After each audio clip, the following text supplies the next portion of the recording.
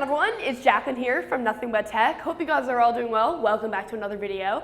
I just got back from the Microsoft event, so I'm on a little bit of a high. We got some awesome products. I got to see a bunch of my friends. And this really is like a kickoff to hardware season. It's the second major event of this season, and we have a ton of other events coming. So I'm super hyped for it. It means a lot of content for you guys. It means a very minimal amount of sleep for me, but it's gonna be definitely worth it, hopefully. But yeah, definitely be sure to subscribe if you want to see other events covered. But in this video, I want to talk about the Surface event because we got a lot of really awesome products. So the main things that we saw was the following. We saw the Surface Studio 2, the Surface Laptop 2, the Surface Pro 6, and brand new Surface headphones, which I'm kind of really hyped about because I wasn't really expecting it. We saw it, and it's really cool. So I'm going to dive into that a bit later in this video.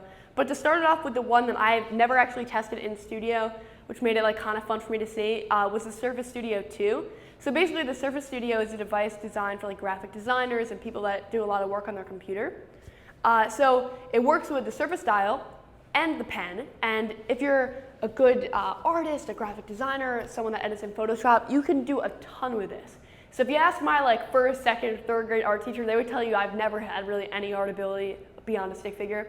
But for me, I could see this being really useful in Photoshop and stuff like that. And they did a live demo of Photoshop, also note-taking and stuff. It's just really good. The responsiveness was definitely there. I felt like I was writing on actual paper.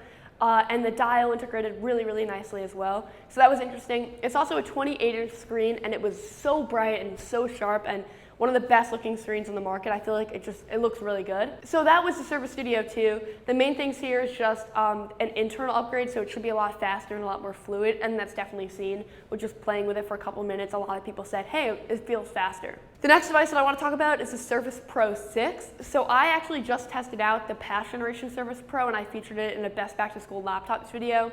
If you didn't see that, you should definitely check it out for kind of information on the 2-in-1 side of it. But the Surface Pro 4 is a really interesting device. It didn't get that many major changes this year, just really an internal spec upgrade. A lot of these are minor changes that are going to make all the difference. We also got that matte black color, which means Marquez is definitely happy in his studio. And I'm happy too because it looks super, super clean. And that color is also making an appearance on some of the other lines as well.